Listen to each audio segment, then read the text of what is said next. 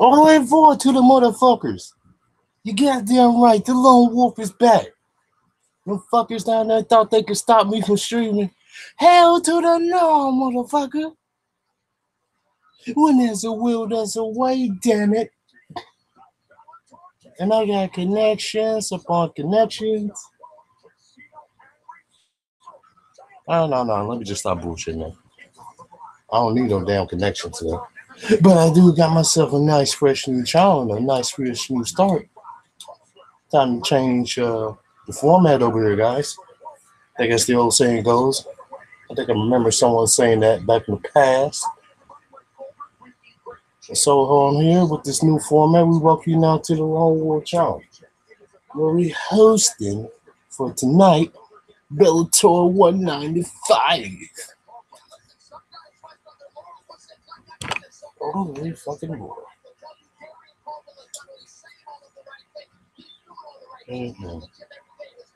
So we're talking about now. I kind of have to check down the fight card because I don't know much of these fucking fights over here.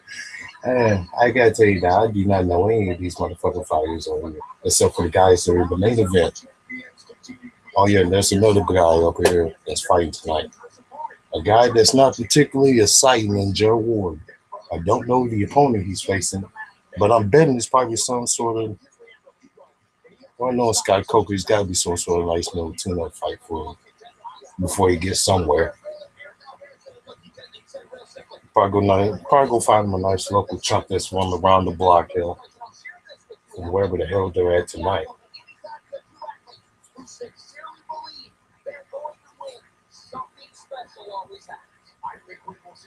There's that so. Okay, here we go. Yeah, we got Joe Warren over here facing Joe Tomangio. I think that's a nice record for Joe. He's 23-8. Oh, Tamingo. Not Tomangio. Shit. It look like it's spelled Tomangio, so I'm gonna fucking call him Tomangio.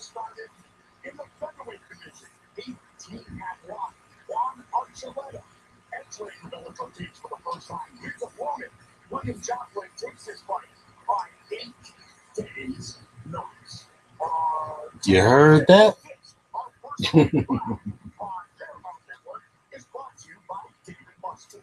I will say for Juan, great record so far, 18-1.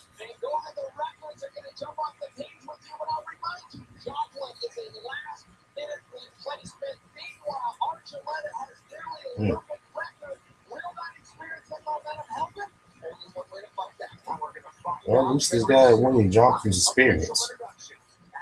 So at least he's got that going, even though he's like 39 years old. Which will definitely help him to his betterment, though. But boy, though, that record, though. When I say he's been around the block, he's been around the block, baby. Fucking 17-14. He is struggling to ride the fucking 500 pound. I mean, bleeping struggling.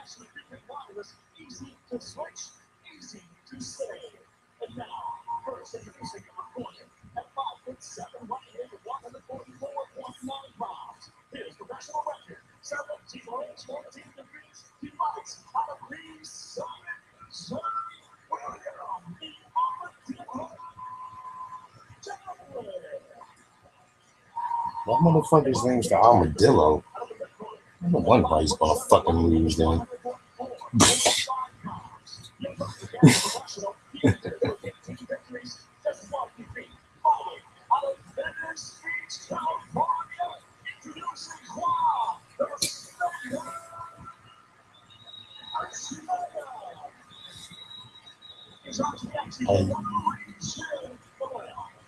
Darrion Caldwell, our referee, for the first fight of the night.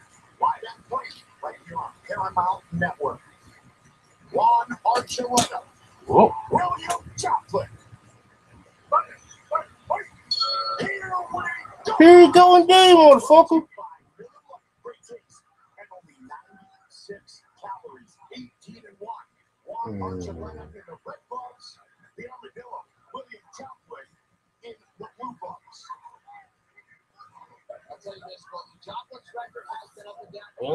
So far, we're off to an early start. Joplin, 39 years old. 32nd professional fight. Oh, nice punch there from Joplin. Ooh! See? This is not good for Joplin. He's getting his ass upcutted right now.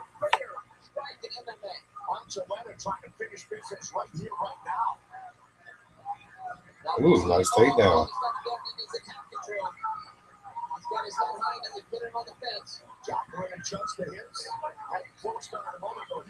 Never know.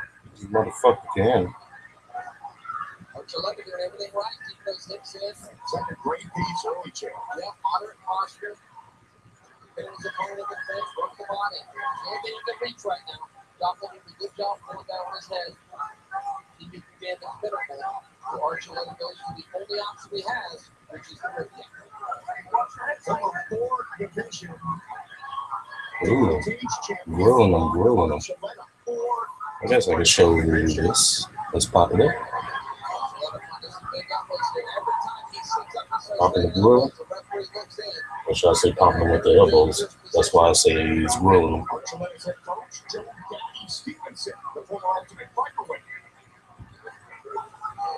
Swanson in the corner of Archuleta tonight. And he continues to pour it on. It's great pressure. It's great pressure that doesn't look like he's going to. This is not too good start so far.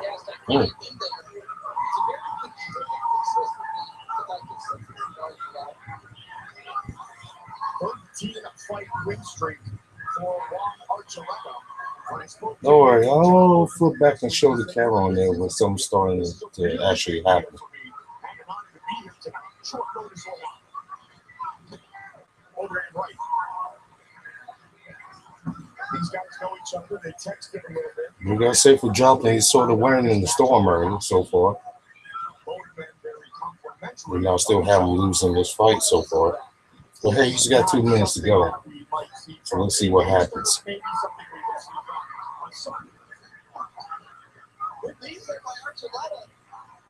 Pops back up. Hey, I'm telling you, Goldie, one thing about Joplin's record that is consistent is he always has a good first 5 minutes.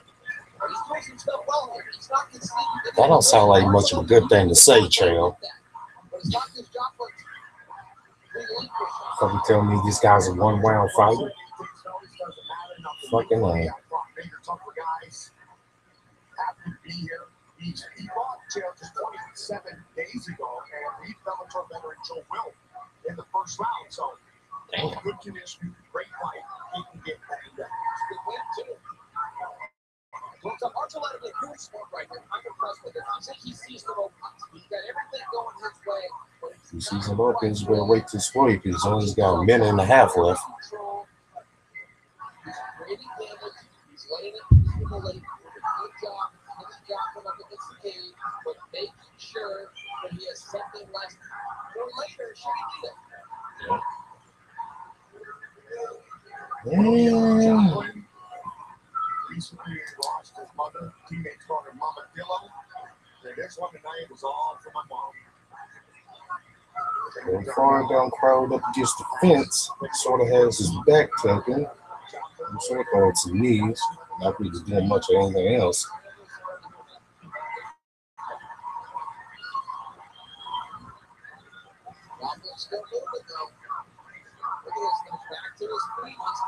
Yeah, legal knee. Looks like legal knee to me. What the hell?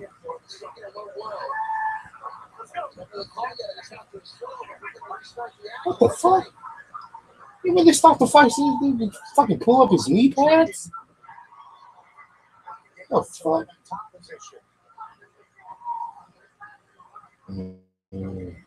I don't think he has enough of grip on the guillotine. So it looks like we were at the end of the first round. Round 1 is in the books. Tonight's Hurricane brought to you by Boost Mobile. Get the best value, a national prepaid wireless. Easy to switch, easy to save. That's all it is. Well,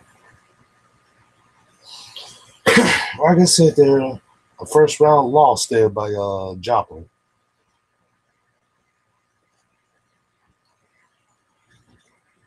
From the way this fight is going on, I think this might be kind of a cruising way to a decision type of deal. Don't want that to happen, but I have a feeling it might be going that direction.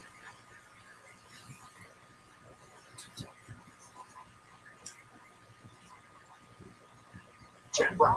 In preparation for tonight's fight against Christina Williams, Emily Ducote changed up her game plan in training camp. She said in the past she focused and overanalyzed her opponents, and almost to a point that it put them on pedestal. So for this camp, for the past 4 months, she was focused on herself, fixing her mistakes, working on closing the distance, and working on closing the distance goal. That's something I think she's going to need to contend when she faces a longer and taller Christina Williams tonight.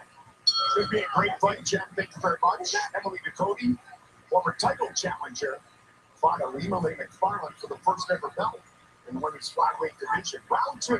Red gloves for Archuleta, blue gloves for Chocolate. Archuleta almost got the. Ooh, that was a close kick. That was very close of a kick there. Archuleta at the top, little half control, his head's higher than his opponents, and he's looking to attack, but I can't help but notice Joplin is not conceding his positions. He's looking to work his way back to his feet.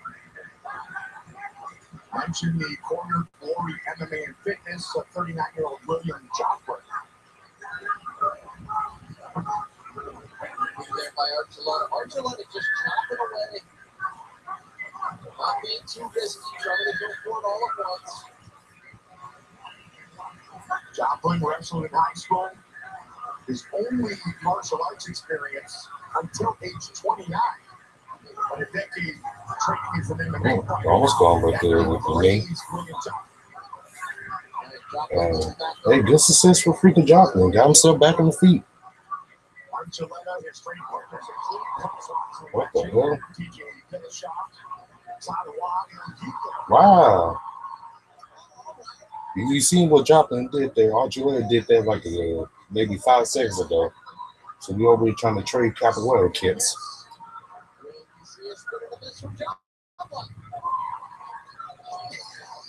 Pop. Well, there's one punch, right? Nice little left over there for Archuleta. Which is great if it lands, but it's a dangerous way to start your combination. That's what I'm saying. The competitor, I really want to know the shot is Calm down. Capoeira, lazy takedown. Not lazy takedown, but a lazy defensive takedown for Joplin. Fans of Bellator Heavyweight World Grand Prix continues on April 28th with a highly anticipated battle. That's the last of them. Later on, Emelianenko takes on former world champion Frank Mir in the Bellator cage to see who's one step closer to Bellator Heavyweight World. What was that song? I think I might pick Fado on that one. I wonder what you guys pick. 18-1-1, on top. Good warning, though, right? So Archuleta ain't doing much shit with these pity pad elbows and punches.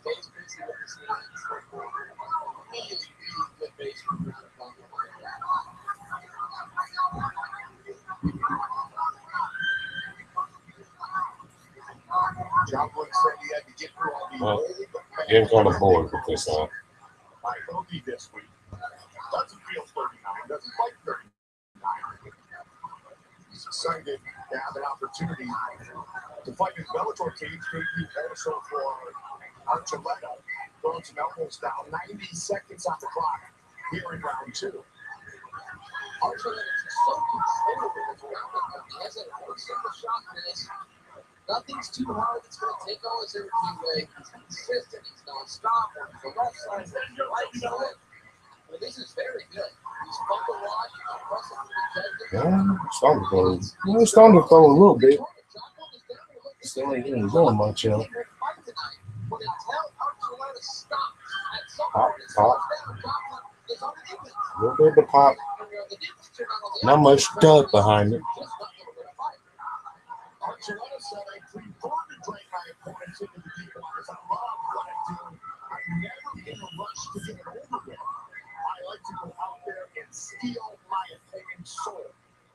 That's a game plan. What's that sound? Still the soul on. There you go. Caldwell stands him up. Wow. Well, I wasn't enough, man. You don't do shit. You don't do shit with those feedback punches, jail. Looks fresh still. Both these guys are moving pretty well. Ooh, partially, nice little takedown there. But Joplin not conceding. Did not work here. That guy's ass squared on his face, too, to end the round. Oh, fuck. Archuleta. Joplin will continue. Oh, fuck it is. Well, looks like another round there for Archuleta. And also, it's looking like the staple beef like it's coming true.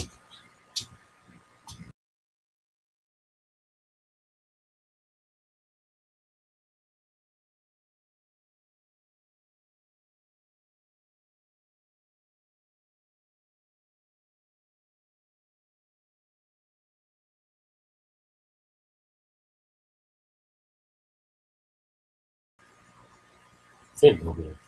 For the seal really just trying to put the note there, breaking in my house.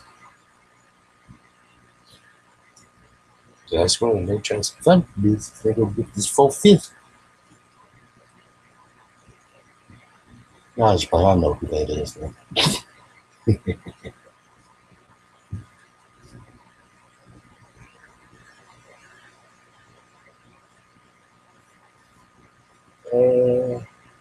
Fuck it, you should be back now. All right. Well, we took third round.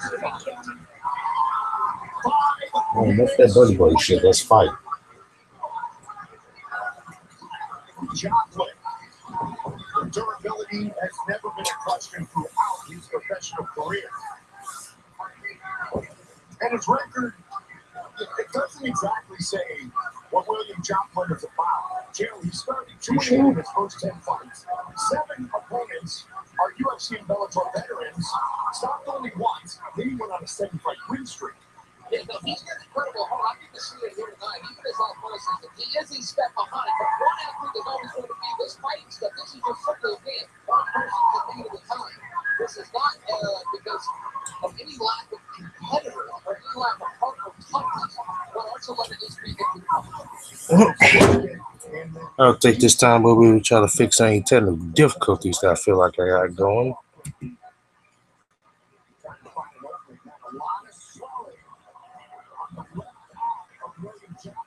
He was pretty close to landing in that same punch jail. So far in the far stretch, this is what's going on. Not really much. A little bit of 48 going with striking, but that's about all. He began wrestling at age 3. His father, 4 older, and 1 younger brother also wrestling. The oldest at Fullerton. Archuleta, the third oldest, a 2-time NAIA All-American, then transferred to Purdue.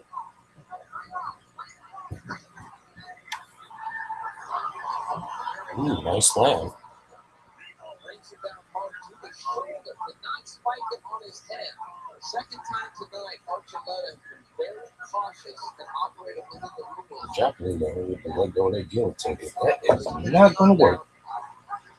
Going to get pressure, maybe an arm triangle on the opposite side. It's going to be hard to do it. I was going to say, yeah, good point, Mitchell. He's going to be stupid if he's really trying to go for it. Stop talking, keep fighting. I heard him say that. What else these guys were saying to each other out there? I wish I knew. Yeah, stop talking. I wonder what they're talking about. Okay, look at those guards choke. It'll be a little bit hard to get it in because of the fence. If Archuleta can get his right arm deep enough, get a good bite on his bicep. It looks like it's there. Now it's a matter of I'm going to use this time to just drink that food to the center. Archuleta comes. If Archuleta strategically does realize, I've got to finish finishing position here. I don't need to move. Joplin, you're playing. And is Juan Archuleta up 2 rounds to love? Definitely. Bleeping hell, I'll tell you. Control is good for now. He will look to better his position in the final 2 minutes of the third and final round.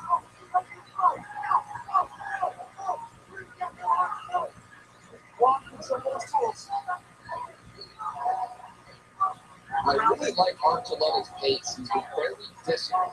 Very disciplined. He stayed real steady. Chop, chop, chop, chop all night long.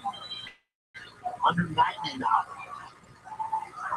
Yeah, but he needs to do more than just knee him in the ass. Why don't you try elbowing him in the face or punching him in the face? Or at least try to elbow him in the stomach. Coming into this short notice debut. Archuleta pulls his leg out. Very crappy. Joplin turns and faces him. 1 minute remains. Good pressure here in the third round from Juan Archuleta. Well, he's a good fighter. I'm very impressed with Archuleta tonight. I think he showed us a little bit of everything, including discipline to stick to a game plan. Ooh, nice elbow. Nice little spinning elbow there, I should say. Where the hell's the rest of it? Why don't you have more of that, though? Oh, there you go. Fucking couple knees there. They got a good fighter on their hands here. There's a reason he's in team 1. 4 different weight divisions to put the belt on. Pretty impressive. Final moments of this 3-round fight. Leg kick on Joplin. 8 days notice. Joplin going to fight the full 15. Ooh. And fired away at the very end. Yeah, that's some shit. Nice little finish. So wide receiver was kind of a boring fight, but okay. Boring fight for the most part, but nice little finish towards the end. Premium spice drop. The Bolt 93 True Prom. That's entry to the core, the official round of Bellator MMA. Look at this. These guys are training. This was the story all night. Yep. Dang. But Joplin would not concede. Both of these men should be very proud of us. Around and around they go. That's okay, so you missed it. Archuleta just a little bit faster. He seemed to get to the target. Watch this. One of the highlights of the night. Oh, they didn't show. They didn't show it. He returned that kick to him. And they're trading. Juan Archuleta, William Joplin, go the distance. The official decision is coming up next. Yeah. It should be Archuleta 3-0 in my opinion. Joplin showed himself some warrior heart a little bit. Well, I would say a lot of that, especially towards the end for the third.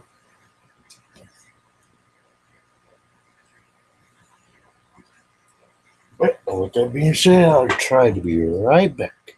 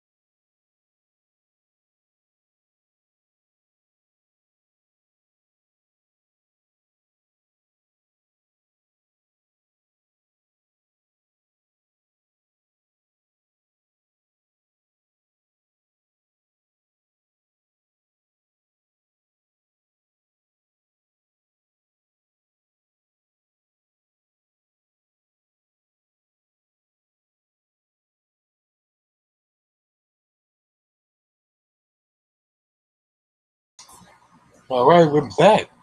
I made it just in time. Of William Joplin. Our first fight goes the full 15 with the official decision, Michael C. Williams. Ladies and gentlemen, having gone the distance, we're going to your three judges at cage side. The first judge, David Sutherland, scores the fight 30-26. Judge Eric Cologne scores the fight 30-24. 30-24. Scores the fight 30-23. All for the winner. God damn. 30-20.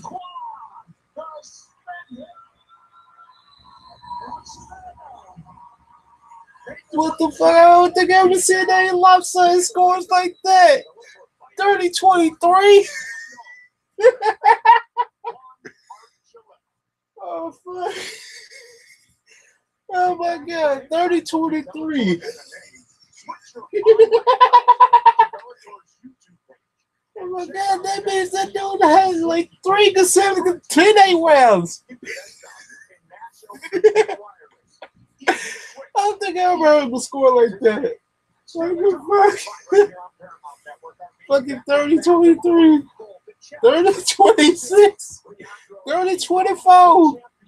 What the fuck?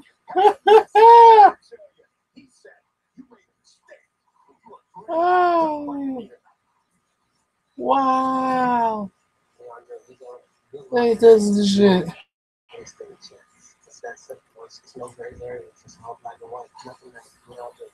Holy fuck. Wow.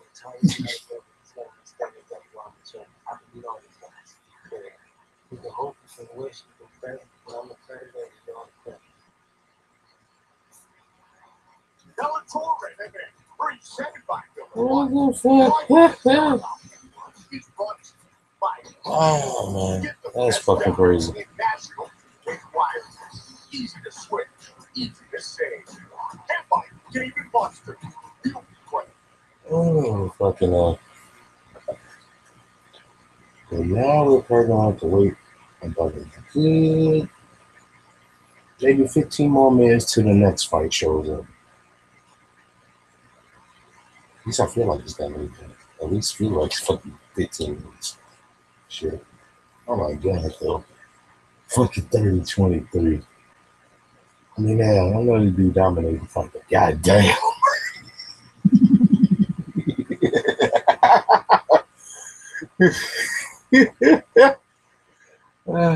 Sorry out there to the folks. I still can't freaking get over the fact that the first time ever in my history of watching mixed martial arts, now seeing freaking judges score pan out to be a 30-23.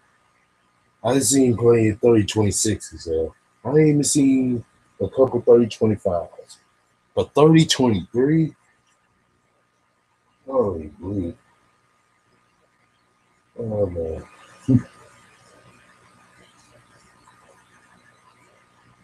Yeah, I got fucking light up after that. Holy bleed.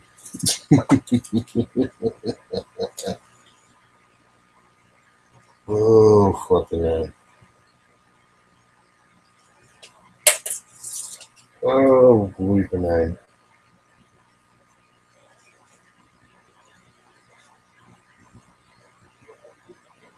Yeah, you best believe I'm going to be back tomorrow for UFC 222. Even though I question, should I really even try to cover this event I've been doing now? Yeah, I might be there for the prelims. Maybe main card. And, I'm honestly looking at both sides. For the main card and for the prelims, they really match up. And then for the prelims, you got freaking John Dawson headed up.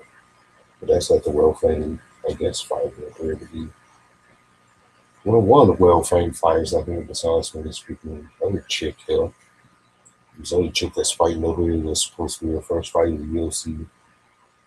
That everybody wants to call the fucking brunette Ronda Rousey. This female who named Mackenzie Durham.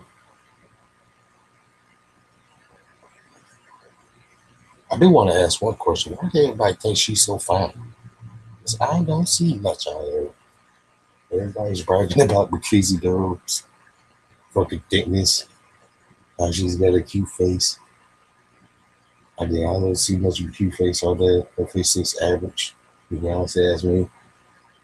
I definitely don't see no thickness anywhere on there on the kids are doing.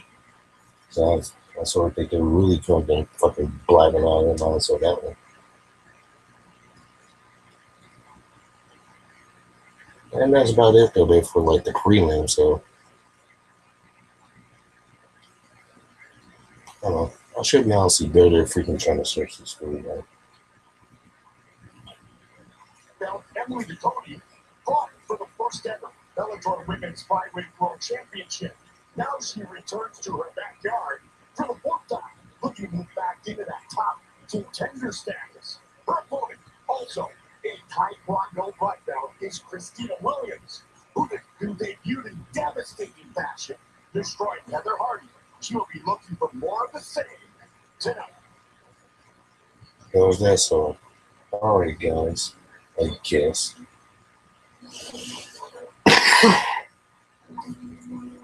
The world of MMA and the entire spectrum of sports television has lost one of our all-time best.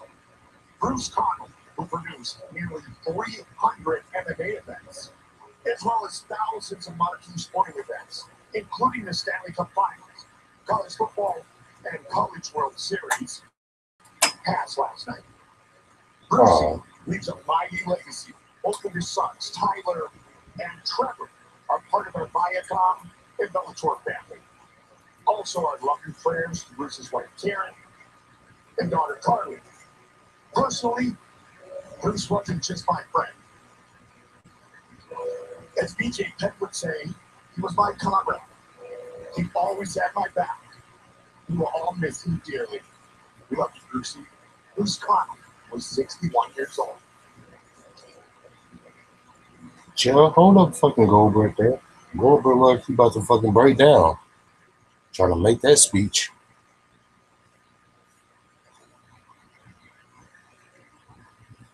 I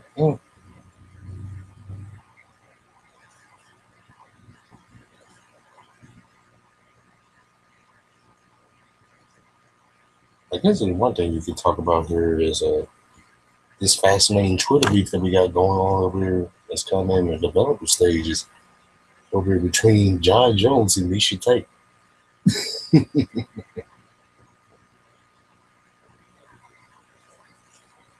How I think if I'm correct now, I think it was Misha that initially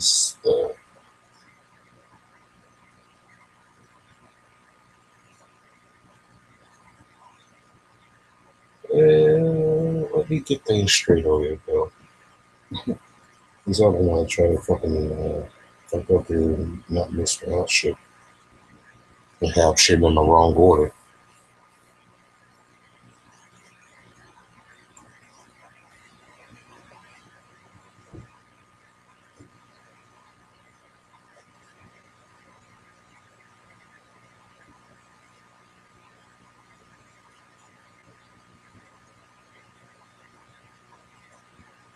Mm-hmm.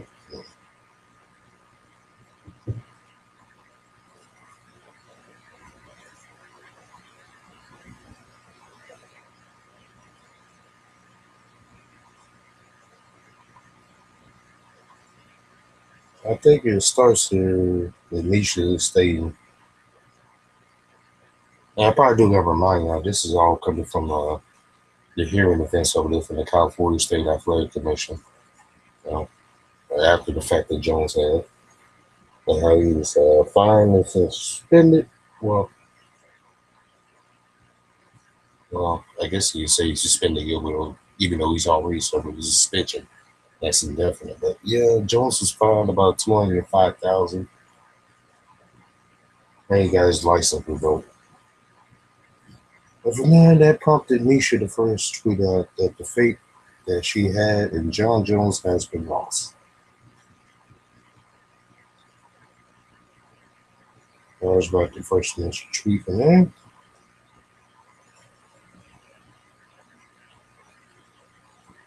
And from there, Jones responded to Misha by saying, I don't quit when things get tough for me. I get stronger.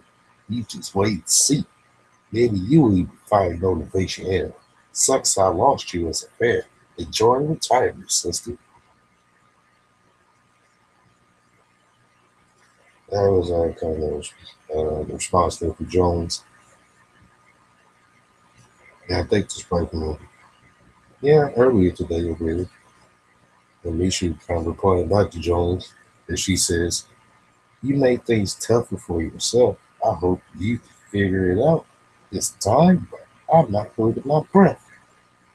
Supposedly supported you plenty in the past, and if you're implying that I'm a quitter, that's pretty low. There's a time when all of us has to stop. And happily, I walked away with a clean slate."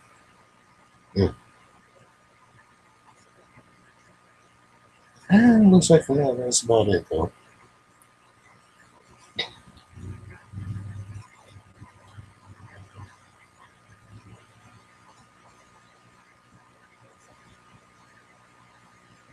I guess.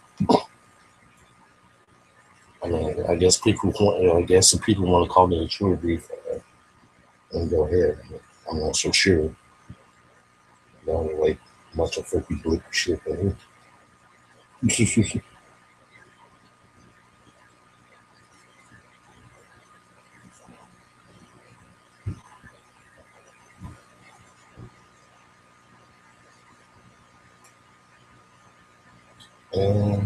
a quick check in with Bellator, I guess, to see if they're really trying to have this fight now. Oh, yes, they are.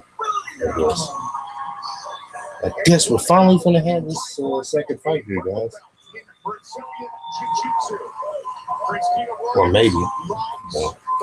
Her nickname, Warhorse. She was violent in her Bellator debut. Look, did she shock the world at her debut? No. Did she shock the locker rooms? Yeah, you bet she did. Hardy was supposed to come out and control the striking. That couldn't happen. I'd like to this fight is good. She'll keep the Hardy beat my ass bloody. He said she's as good on the ground as she is on her feet. He's not finding any help behind her. I won't lie. That was my blame on me. I was a little bit too late on the tickle. She is so tough.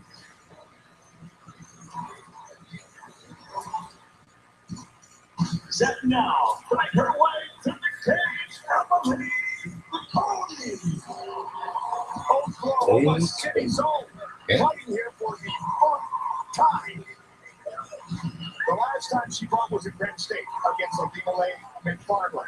She did not win that first title fight. She wants to get right back on the horse, literally. And I'm not sure she's going to win. I think she might win. I just hope for a fucking second fight. That first fight is a little bit of a boring. I don't care how many fucking replays the fucking Bellator tries to play out. We are 60 seconds away from this flyweight battle. This is Bellator MMA. Oh, mother bleeper. 60 seconds wait, but you couldn't fucking stay. You had to go to a commercial break. Oh, people. I guess so. But then I guess you gotta pay those bills, right?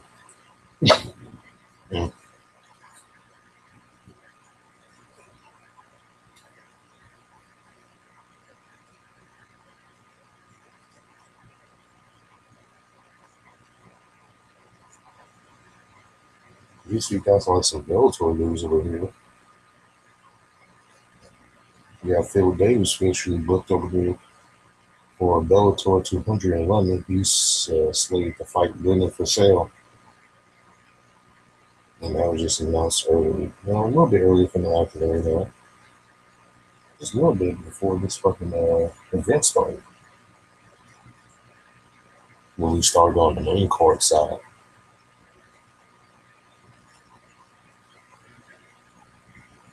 Just for a reminder here for Bellator 200, which is going to be Musasi versus Caldwell. At least that's the slated event. It's going to be at the SEC Arena in London, England. And the date is going to be May 25th of 2018. And when you know, it's like the back of me. You really start to get to this fight. on Paramount Network, Bellator MMA, presented by Miller Lite. Now moves to the flyweight division set for 3 5-minute rounds. We introduce the opponent at 5'8", weighing in 125.2 pounds. Successful in her Bellator debut, she stands now at 1.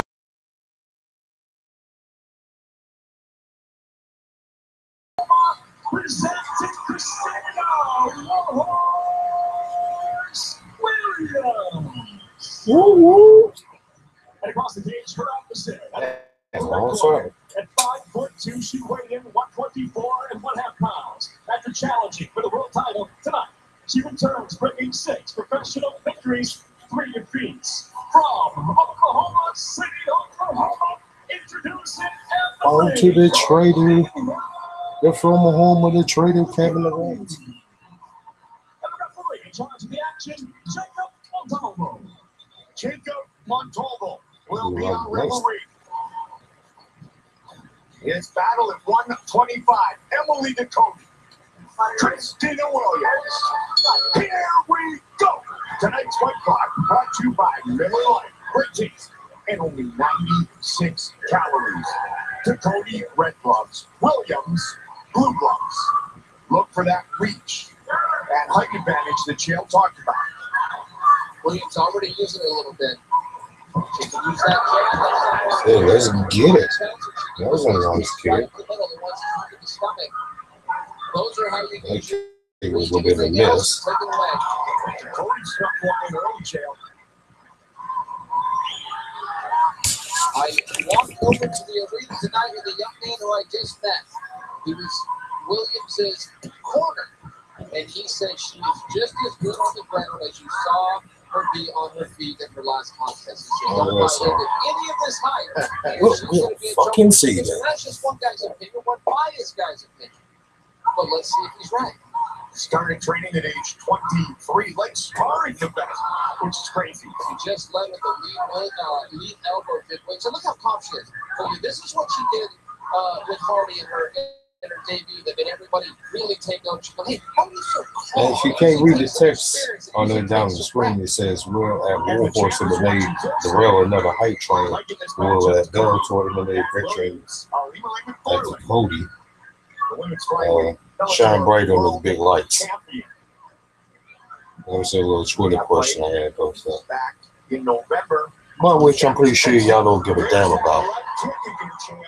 with no switch. It's shocking. Ducote has got to some very good positions in terms of grappling, and Williams just kind of shrugged her off and come right back into the open. When we talk about her needing to use her range, her reach, her being able to maintain this range. But even in the 2 times so far where Ducote has broke through that barrier, Williams has been okay, and she stayed vertical. That's tight. Good shot there by Williams. Emily Ducote did say, keep in mind who Christina Williams was fighting. A boxer, a spectacular boxer, but a mixed martial artist. Never evolved against Williams. Both Ducote and Williams had everything in the toolbox. Absolutely, but Williams has been a little tricky right now. She's making her guess. Nice straight jabs, and everything comes behind it. Doesn't start combinations with kicks, finishes combinations with kicks. It just closes the door of opportunity for Ducote if Ducote's strategy is to wrestle as we believe it is. Chael, how often does a newcomer like sparring with this?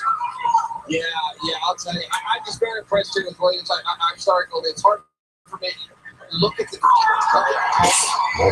She just hit a 360 and landed a kick in the process. I'm almost running away like Chael now. She felt very calm in her pro debut and looks the same thus far tonight. Yeah, oddly calm, I would say. And I mean this as a compliment, but this is very peculiar. And how relaxed she is out there, when she gets ready to go, straight shots. Wow. She hit trying to hunt for that head, and some of these are spinning attacks. That's one. Ducote has got to get inside. That is no secret. How does she get there? I think she's having a hard time. At some point, she's going to have to change elevation, take a risk, as John Danaher would say, and go for it. Emily Ducote in the red, Christina Williams in the blue. That was very impressive. Cody had her off balance, came in, swept the leg nice and low, which should have sent Williams down, but it didn't. Bellator returns to Budapest. His Irish leader, James Gallagher, faces a little bit lazy on the second. For featherweight MMA supremacy. Plus, Denise Keelholz and Lena Obi-Chinnikova. They go toe-to-toe. That will be followed by the return of Bellator kickboxing. It's a sports double. The sweet takedown. Nice little trip. Would you wrap it up, Goldie, so I get back to this fight? Cody caught a kick. She came in, she swept the leg. She swept the leg, and I don't say that to be funny. She really did, and now she's on top. And this is going to be telling, because we've been waiting all night to see what can she do from this position. Christina Williams did say since her she ain't got much time, like 20 the seconds. biggest improvement in her mind has been her breakaway. She spent a lot of time focusing on that, knowing she was going to fight Emily Cody. Williams just protected herself. Well, looks like this goal before you in. Good first round for these flyweights.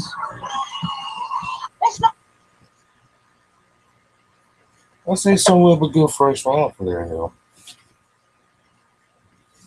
Kind of really tough to really give it to him. I don't know. I might give that first round, in my opinion, maybe the War Horse.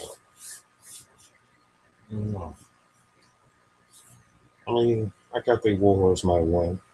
I know freaking Dakota over there had to take down towards the end, but I'm not sure if I was really going to count that. Just because you get a takedown within the final 20 seconds doesn't mean you should win the round off it, if you get what I mean. All right, now back for a little bit of technical difficulties.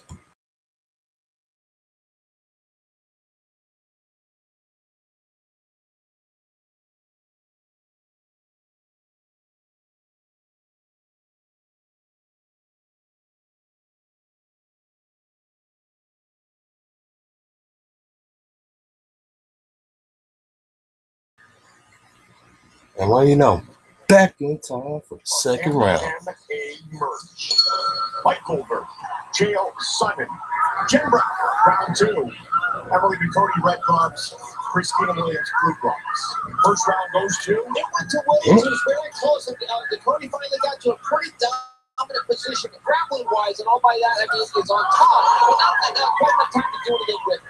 Not surprised that Chael would give that first round to the thick and wrestling. It probably his main reason would be for the takedown. Oh, she got the takedown on, so I'm going to give her the points. So effortless. She turns the hip over. She doesn't break down and waste any energy, Chael, when she throws strike after strike after strike. And every time there's an exchange, Goldie, Williams makes sure that she gets the final word. Every time. She hasn't always started them. Sometimes she's given up a couple of shots, then there's a flurry, but she closes it out every single time. That's what the judges are going to remember.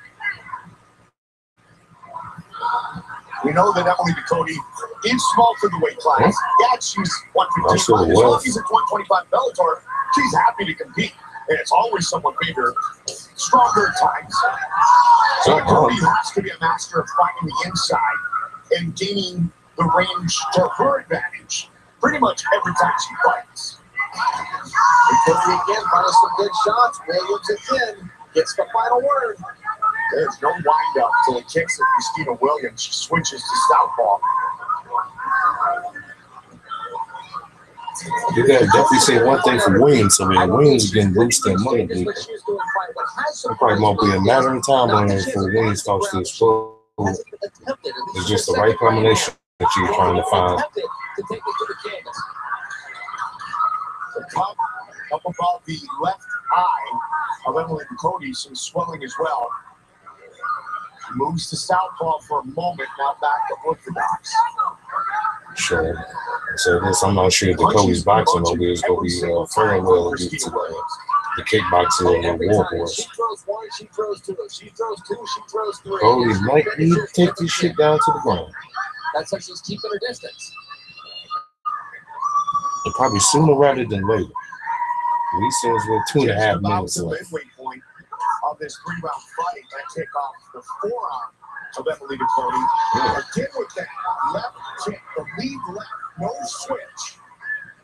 Finding a home over and over. Yeah, and that last one hurt a little bit.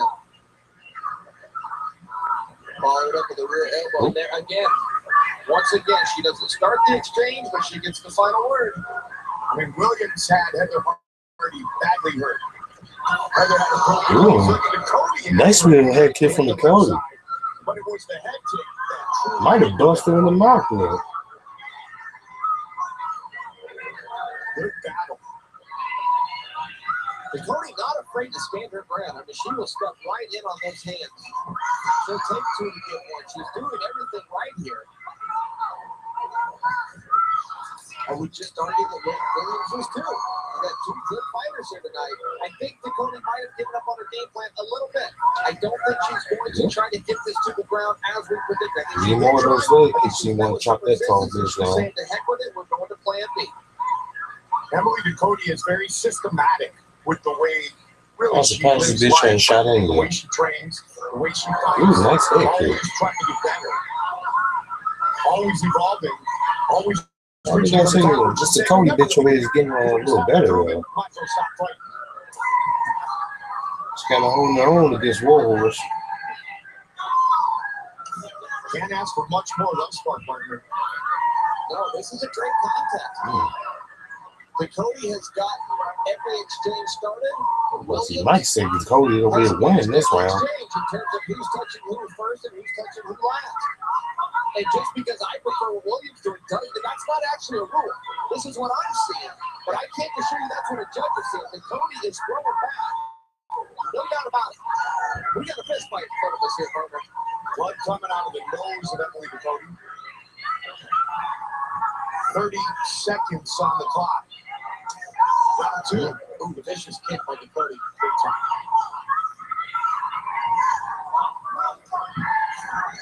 He's trying to take a head off that one. The long legs of Christina Williams. It's like that, but with that one, that right leg kick. Wow. Right up the middle, just missed. Try the X kick and a miss. Oh, looking for those elbows. Cody rocked her. And that's horns.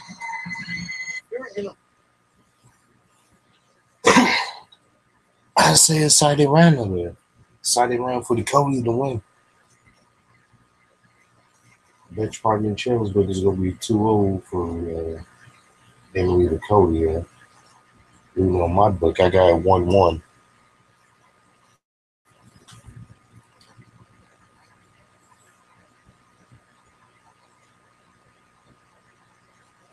We's probably going over there commercial. I think we're gonna go over there and try to go over the Bellator 200 card. The card that is just now starting to develop. Because we got Rafael Carvalho, as I said, going against Gaylord in the South. That's what we got. Made him think that. So far, you got the undefeated phenom and Michael Venom Page. He was 12-0. He's going up against a highly regarded Bellator veteran named David Caveman Rickles. That's all the other fights that filling up the card. 8 fights for only setbacks. To the Now back to the shit. McFarland. Williams showing that jab early. You love to say Illuminati. I do. It's like something. It is fun to say it, right? Hey, I'm not bullish on that second round to go on my unofficial opinion. I was leaning towards Williams, but if Doug just told me I'm wrong, I don't know. Dakota started every exchange. Williams finished them. That's true. Just because I think that favors the person that got the final lick in, that's not a rule. Well, that's your official scorecard, just not the official scorecard. That's my official scorecard. Yeah, she swept the leg again. This time Williams spinning up. Williams fires back. But maybe there's an opportunity to see these ladies go to the ground again, which I am curious. I would like to see them on the ground again, just from the fan perspective. I mean, there Williams again with that outside. Yeah, no, that's sort of nice, but I want to see the fight like it is now. I don't want to see this fight go to the ground. Christina Williams. I want to see if those bitches can knock each other out. Elbows, like she did a Maureen son. Yeah, I saw that too. She was wrong. Oh, back and forth they go. And then Cody's turn to get that kick. Cody might have Williams figured out in the striking. Took a little while, but looks like she's really right there. On that jab, working inside. Emily looks very comfortable on her feet tonight. Yeah, very quick too. Said the last 4 months has been about fixing mistakes, adding new elements. A lot more pieces of the puzzle. Fighting is a lifelong thing. Puzzle will never be complete. Cody with a good cross there. Deserves a lot of Man, credit that for how many straight left times wings she's touched over there the for a tail little of red belt. Leandro Williams in this. Hard to do. That straight leg Part kicks. of that chance the way she's Williams throwing finished punches, that she's turning time with the 1-2. shoulder over and trying to get as long as she can. Yeah. Against a much longer, taller fighter in Christina Williams. It's so hard for Emily to get out. Every time she steps in, there's so much work. She lands her shot within that range, that distance, that lane. Keeps on costing her. She keeps on catching something as she's trying to retreat. It's what Williams has done so effective this entire contest. We're now past the midway point of our third and final round. Look at that, excellent entrance. But then when she tries to escape, she just is having a little bit of a hard time getting out of that range. Emily Cody had her hand up for that one. Don't forget, our main event for the bantamweight belt, co-main event. Also in the bantamweight division, Joe timing. That's it so far. Another good round off of both of these ladies. It's just on her retreat, trying to escape. She keeps on getting caught.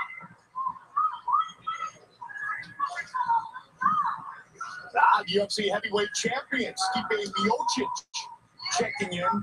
Wants to see the Joe Warren fight.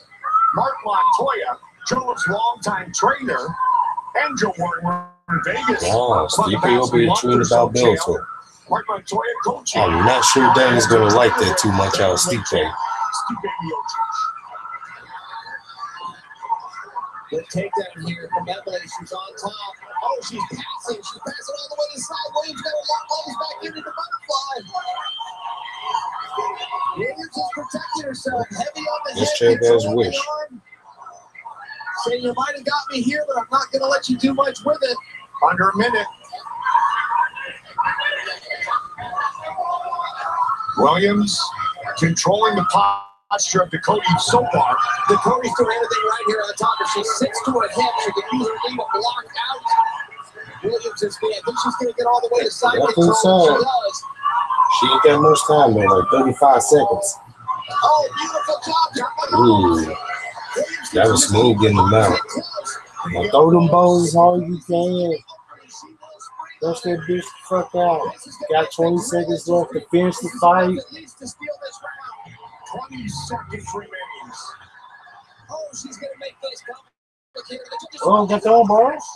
She doesn't have the elbow. She does not have the elbow. 10 seconds on the clock. Whoever controls the elbow controls the position, and Williams does have her elbow. 5 seconds. Take it to the distance. What a fight. What a fight. I say good. I might agree with that sentiment there, Goldie. Yeah, let's get right to it. That's what the fuck I needed right there. That was a good damn fight to lose through there. Let's empty to the core. The official round of Bellator MMA. See these replays now. Look at this, back and forth they go. Williams staying the first, going all over the place, but she was beat to the punch. She was beat to the punch all night long. She got the final word, but she paid for it on the front end. Oh. Now here's the big grappling exchange of the third round, and I believe this is going to be enough to steal that round. The other two are a little closer. Wow, what an armbar attempt. We've been telling anybody that will listen how fast she is, how fast she goes for those submissions. We told the truth, didn't we, Goldie? We did indeed. Who will win this backyard brawl? A picture decision coming up next. Yeah, we'll see. And I don't think there's much you need to see. I can't think Gimli the Cody guy took that one. especially with that third round. I believe that third round was just about all her.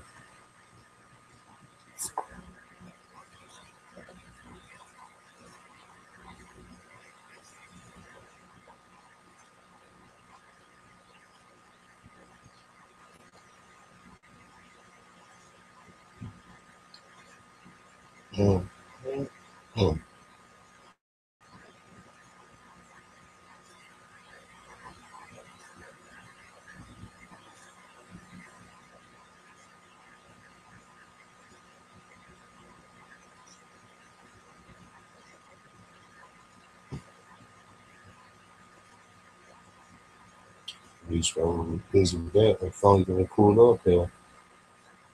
Let's go through this UFC 222 card. Bye bye. But that was kind of horrible. That was really horrible. Okay, shit. I'm just gonna try to run through these as quick as I can, man. And if I don't finish, I'll just pause on it through when the fucking show comes back. But first fight in the televised pre-run card, we got Hector Lombard going against C.B. Dalloway. For Hector weighs 34.81. For Hector, from what I'm kind of surprised, he's still in the UFC because he's on a 4-fight losing streak.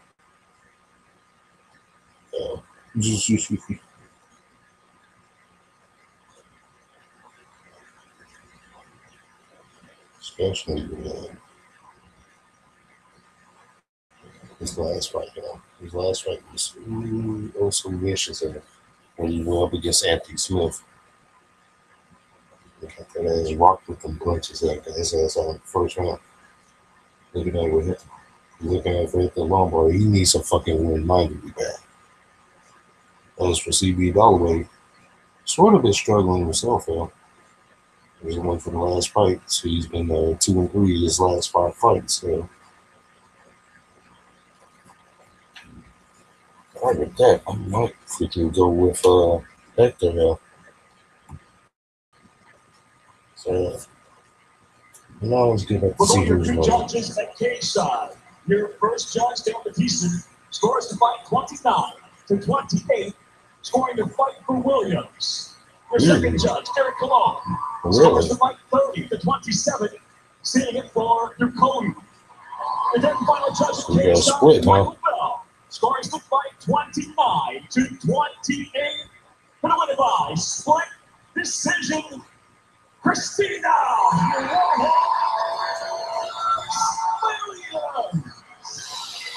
Williams. Well talked to Christina Williams. Congratulations, Christina Williams. It doesn't get much closer than a split decision. Fair to say she made you earn it tonight? Oh, definitely. She was so tough. Like, she was hitting me back just as hard.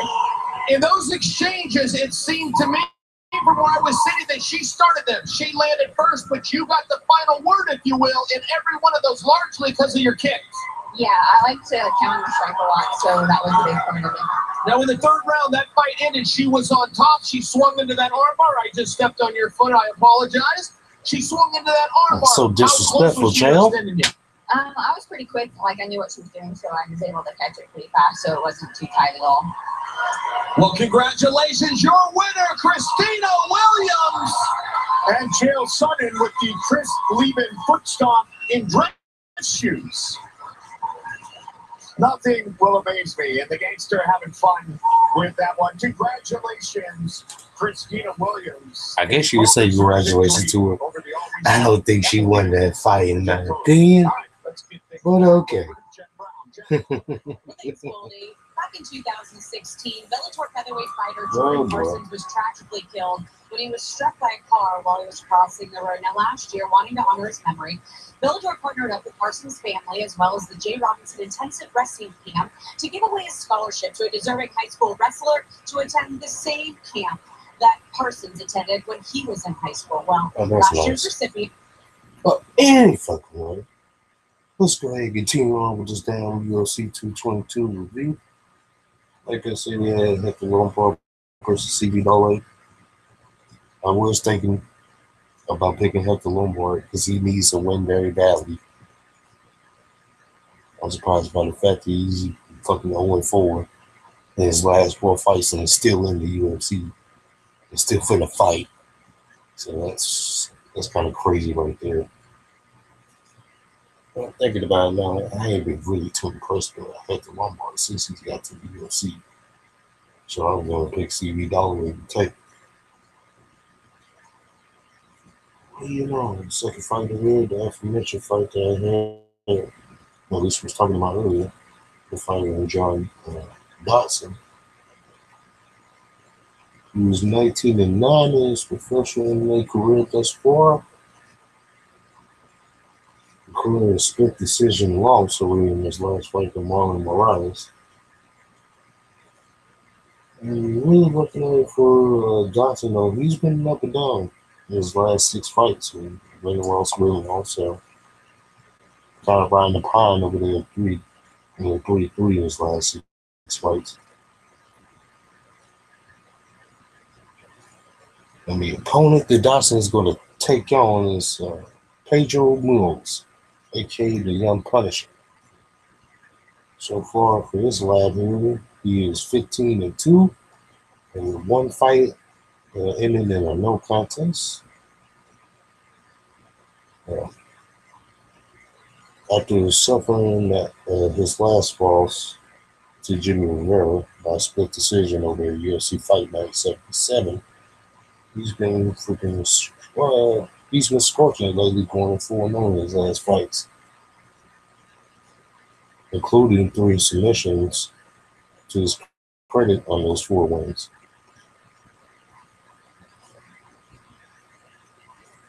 And looking at it now, this is going to be a nice test for Pedro. It's going to be a real nice test going up against the contender in John Dodson. Because if he can knock off Dodson, that would be what I doubt.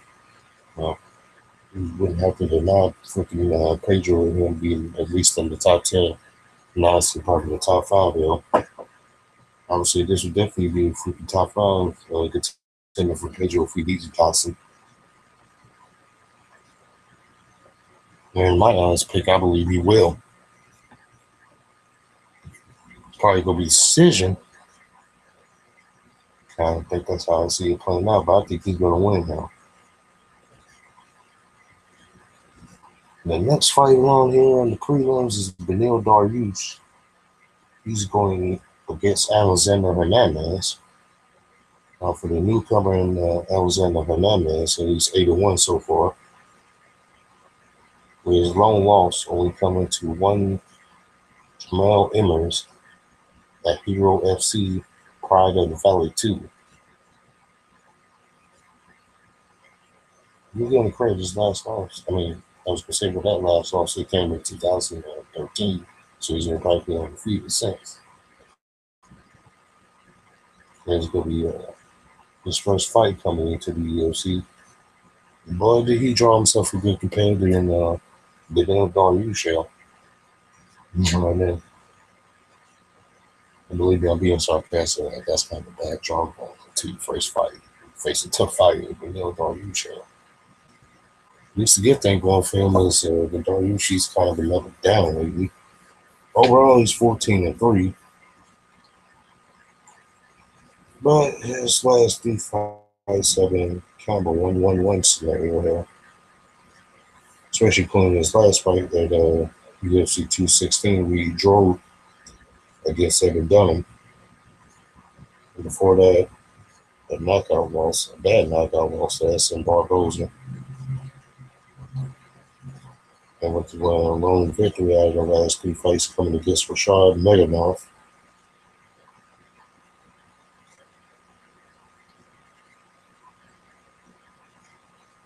And then cut this one. I think Brandon Dariush should take it now.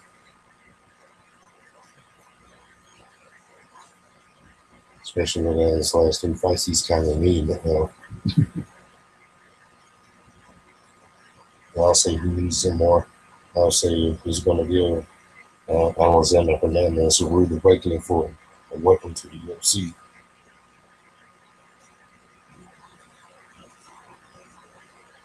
And the main event of the prelims, where we have Ashley Logan taking on Mackenzie Dern.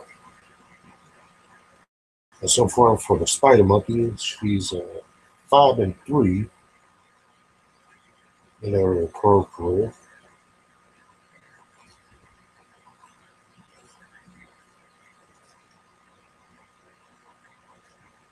And not going good for her. So far in the recent is using 2-fight losing skin. Losing to both Angela Hill, when she lost her by decision over the tough 25 finale. And before that, losing to Justina Keisha Fight Night 102.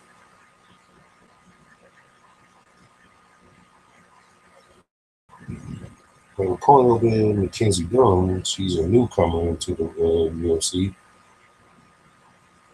But so far in her pro career, in her young pro career, she's 5-0.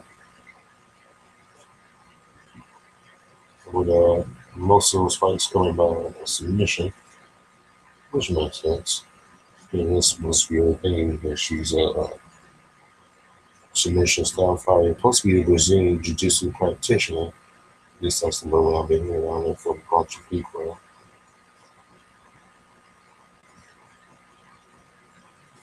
And looking at how ugly Young is, I think I'll pick her to lose. I think Yo was going to make the upset.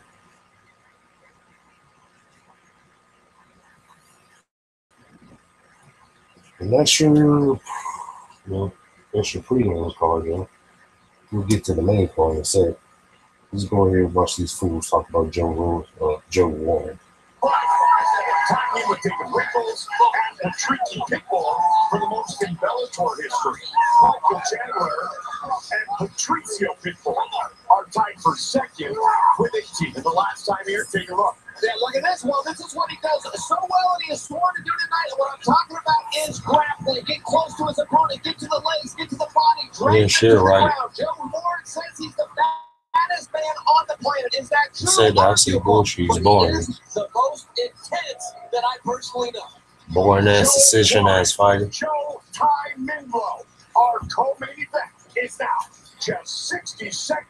Of course, it's 60 seconds away. Blah, blah, blah. Now let's go ahead to the first fight in the main card, where we have Kefla Vieira going against the returning Cat Zingano.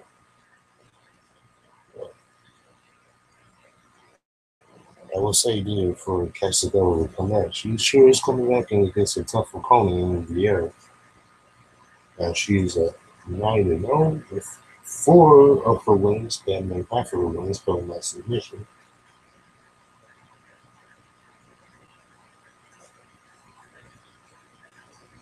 And as we somewhat know from Cat, she's 9-2.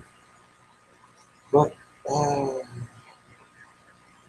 not so much of a good fairing going on up there. Considering she hadn't been fighting in a long time, but she's still riding on a 2-fight losing skid.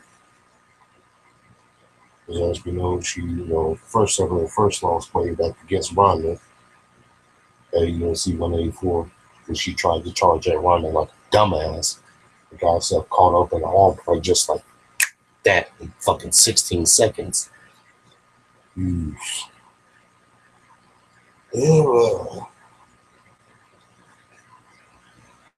if I'm correct from that, she had I think it was something like a bad leg injury that kept her out for a while. I know it kept her all the way for a while until she came out. So when they UFC 200, where she went up against Juliana Payne, but ended up suffering a decision loss. Really tough to really call for this one, because I feel like Cat needs to win badly. I believe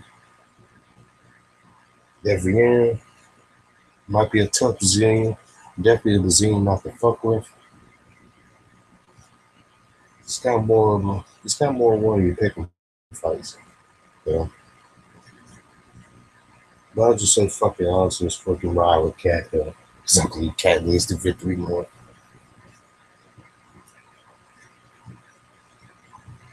Now I'll hold up for now as we listen in to fucking Joe Warren. Let us hope and pray that Joe Warren don't bore us with another lay and pray fest tonight. the baddest man on the planet. Bullshit. The referee in charge of the action, Terry Hatley. All right, gentlemen, we went over the rules of the wrestling, obey those rules at all times. Obey my commands at all times, fight hard, and protect yourself at all times. Touch them up, let's go to work. Terry Hatley, our referee. The former champion, Joe Warren. His opponent, Baby Joe Tyrell. Here we go. Ooh. Oh, what the fuck? Baby Joe. Go ahead, Baby Joe. I wish I could have clicked it on faster. This goddamn Baby Joe come flying out there with a flying knee. Trying to knock the fuck out of Joe Warren. Okay, now front headlock by Joe Warren. I think we can come back to our feet. Oh, let's just start right over from here. So, both guys come across the ring. Red gloves for one. Blue gloves for time. What was that first? Don't forget, our clock is still sponsored by No Blood. What was that first 10 seconds? All right, we're starting over. Here we go. Now, Joe Warren coming into the body. This is what he swore he was going to do. He made no lies about it. I talked to him a little bit during his training camp. He said, look, I'm going to go out there and wrestle. So it's certainly the best. I'm going to stay busy, but I am going to get on top. Kayamanglo needs to move right now. Don't let a wrestler settle in on you. Baby Joe of his 12 wins by submission, jail, 10 of it by choke. Close guard right now. All right, you know, that's going to be helpful. Can we just go with Joe and Baby Joe? All right. Deal accepted. That's no power slam. On top, look at the rope. He's going to have to stay busy. I've got nothing against his game plan. I think that he is right. He is a wrestler. He should get to these positions. But once he gets here, he needs to stay busy. If he wants to maintain this position, he's got about another 12 inches to go. He can just move Baby Joe again, and maybe one more time after that, he can put him into the fence.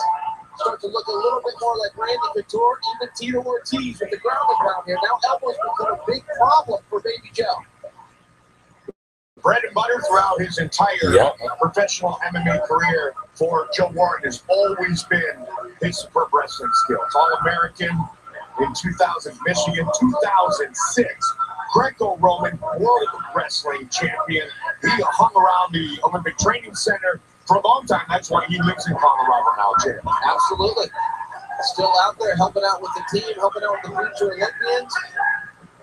Baby Joe did a great job scrambling up here for the world champion. Nice right there. Nice when Jermaine. Go ahead, Shay. Punch his ass again. The smile usually means I fucking hate when fires fucking dab on there trying to give each other handshakes by the middle of the fucking fight. At times he's right.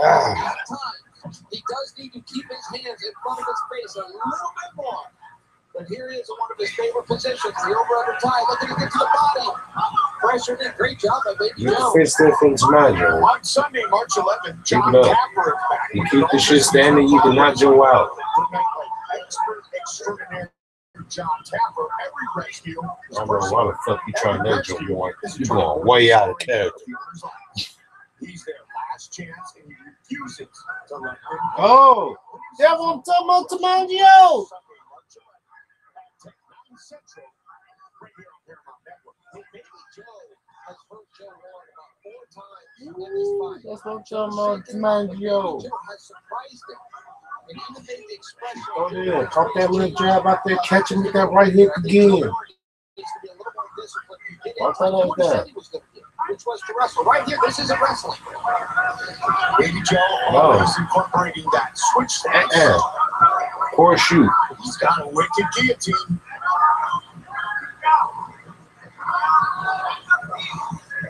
Baby Joe with a front headlock. Joe Warren's going to want to control the elbow, put himself out. There he does. He ran out of a big punch.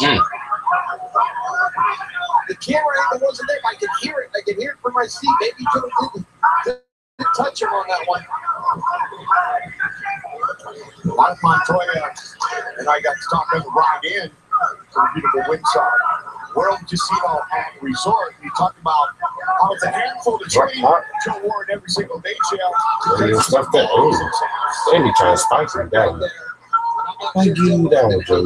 That's a good takedown there. Now, tonight you'll get your ass up. And let this asshole move it right out to the end.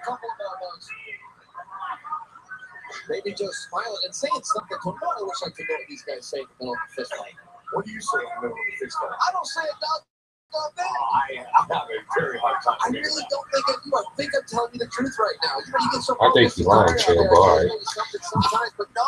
So there is silence in the life of Chael Sonnen. It's rare, but it does exist. Damn. Like Joe finished off the top. Get the best value on national prepaid wireless. I still get around to Baby Joe, though. I still get that shit to Baby Joe.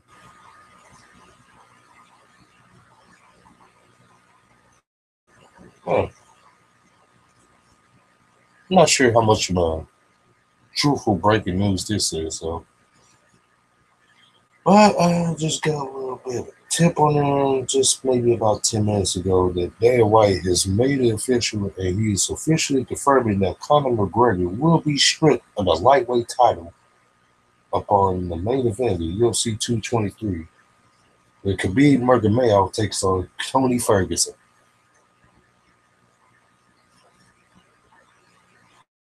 And my response to that is hallelujah. It took your bald-headed ass long enough. You fucking piece of shit, you tomato can. Fuck Dana. Yes. Well, let's get back to this fight then. See the banners of the great champions of Bellator MMA. Round 2. Red gloves for Warren. Blue gloves for Ty Miglo.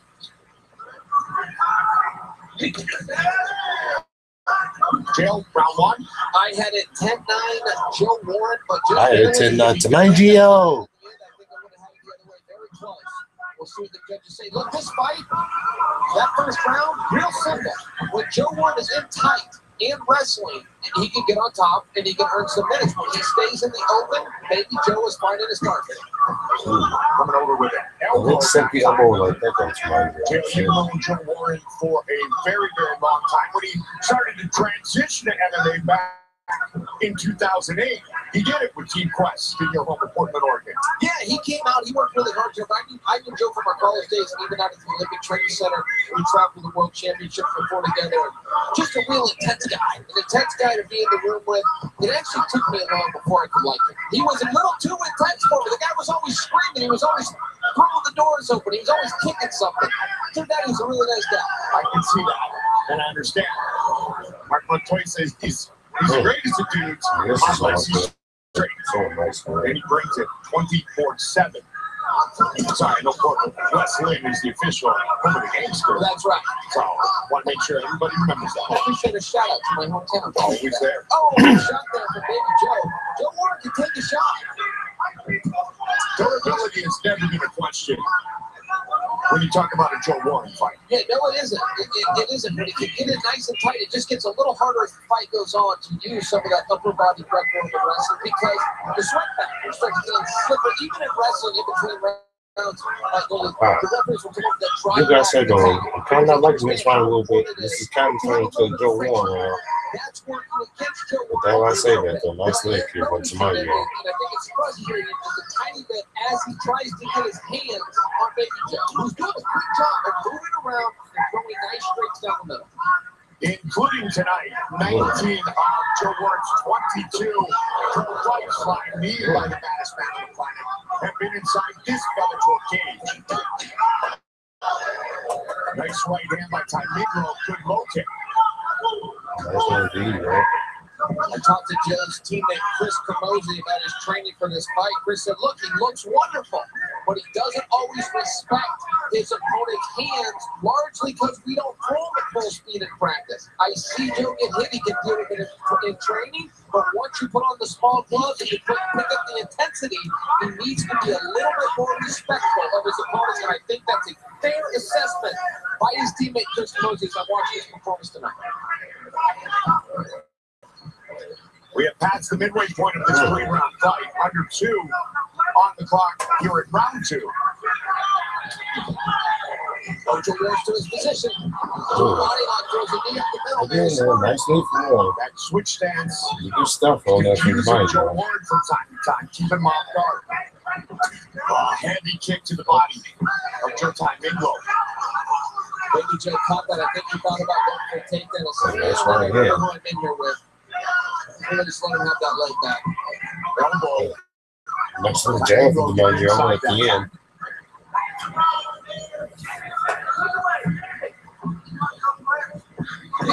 Joe spent part of his. That don't mind the wrong. I thought the first one might be Joe Warren.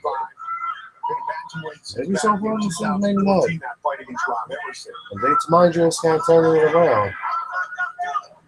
He wants a belt. I don't think the dash this feels like it's been up and down round. I feel like he wins the last minute, might be able to win the round. He cannot swing and miss. Any given night, either one of these guys, any given night can become the #1 contender. Nice one there. Straight there. Manjo. Left a moment ago by Minglo. Over the top from the other stance, the orthodox stance. That's a two-piece combo from the Manjo. Bruising on the left side of the face of Joe Warren. Joe Warren's doing some stuff really, really well in this fight. If I can offer one critique, and that would be just a little bit more predictable, unpredictable rather. Throw some of these strikes, he's doing some good strikes, but then go right into your takedown. Make your takedown, come right back up into the strikes. I feel like it's a little bit predictable. I'm going to strike now, I'm going to wrestle now. Minglo putting on the pressure for the greater part of this second round. Yes, so far, yes. Risky. Oh, boy. Close second round. Very close. I see it could go either way. You have to say this, though. Kind of surprised Joe Warren wasn't able to take Manjo down. I think he tried to shoot maybe 2 or 3 times, but failed on all those attempts.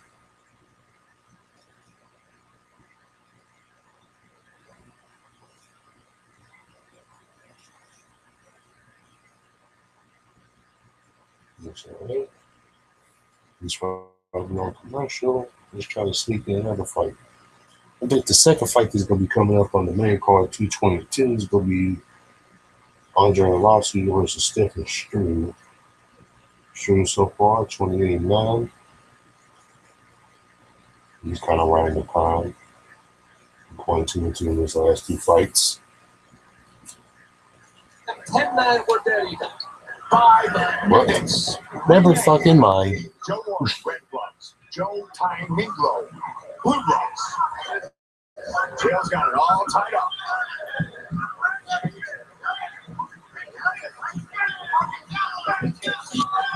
Nice shot in the pocket. Baby Joe throwing big time. Good hits a moment ago. Baby Joe does have very good hits. I mean, he is crushing a world champion offer. That was a great combination. He went upstairs, downstairs, and came back with a hook to Joe Warren. Now he's being a little bit more unpredictable. Leading into that lead uppercut. Just missed. Minglo doing everything right. Baby Joe's doing everything right to deal with Joe Warren's pressure and wrestling heavy attack. 4 minutes on the clock. Now Warren's making him guess. He's changed elevation, going up his shots, trying to get to the body, pressure. Heavy kick.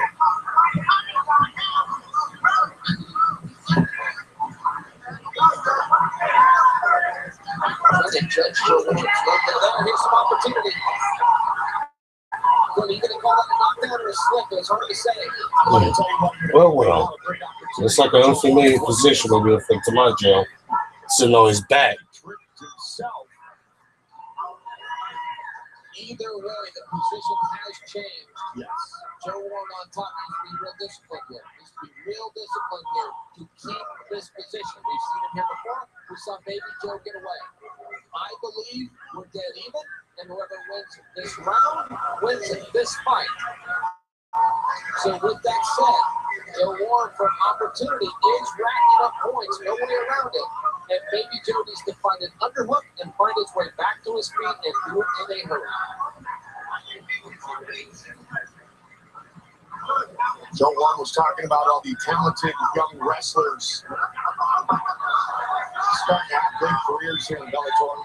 Joey Davis, Jerry Price, of course, Ed Root, Fortune. Darrion Higo, who Joe Warren said is the most mentally strong competitor he's ever seen.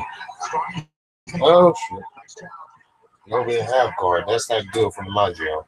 You need to find a way to get out of there quick. Pressure here by Joe Warren. Baby Joe doing a great job. He's trying to get his back up to that fence. Until he can get at least his shoulder blades on the fence, he's not going to be able to come up. But he's working towards that. Bringing his hips closer. The next thing is going to be back on his fence. The next thing is going to be to his feet. Then it's Joe Warren's turn. Can he return it? Can he wrestle and re-wrestle? Baby Joe with a takedown. Look at that surprise. Warren on his back now. Well, sort of. Trying to go for the guillotine. The word is to keep his back on the fence. 22nd professional fight for Joe Warren, and he has only lost one time by decision. I was actually here. Oh, never mind. He would never try to go for a guillotine. He just fucking trying to hold him there. With him doing that, now he's getting his back to it. Damn, Warren's up there. Up against the cage, he's free. Man, the Maggio shooting for a takedown again. Baby Joe going for a tackle and finding it. But Joe Warren is real discipline. I don't know what's going on through the mind of Maggio right now. Well, he's going to be shooting. Can't really say he ain't failing. He sort of has one on the ground. And his knee. Anybody's fighting right here, right now.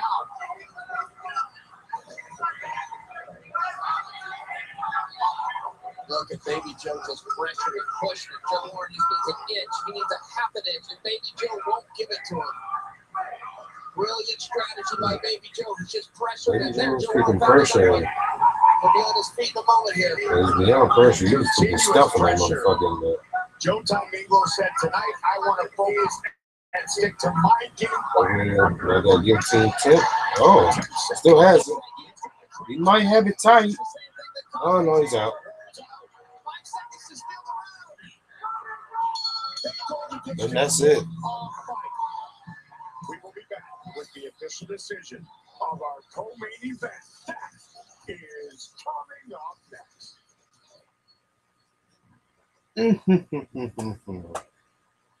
Do gotta say. That was pretty interesting. I think Maggio might take it. I wonder what you guys think. If the few people that are still watching.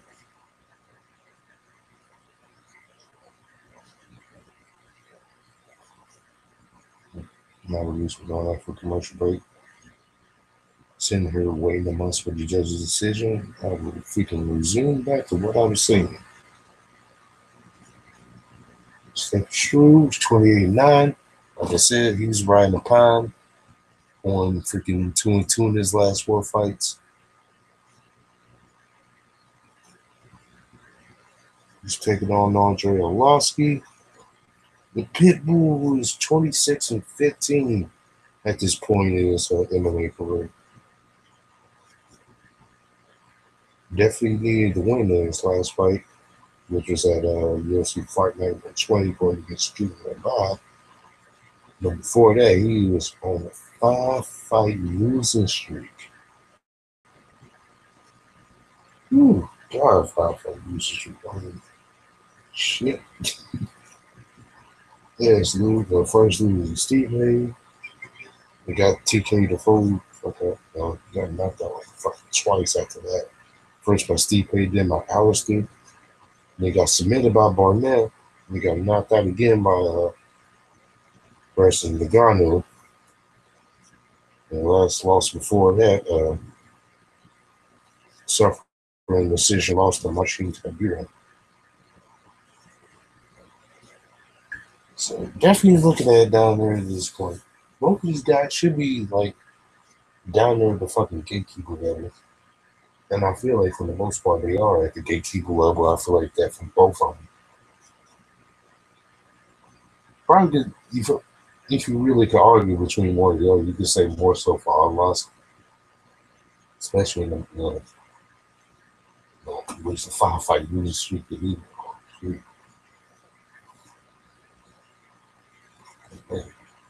yeah, maybe that's not surprising. Darrion Caldwell was still in the UFC. Yeah.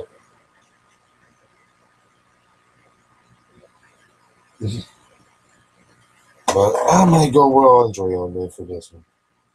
I might be wrong on that, but I'm going for Andre. And now let's find the end result of this fight here.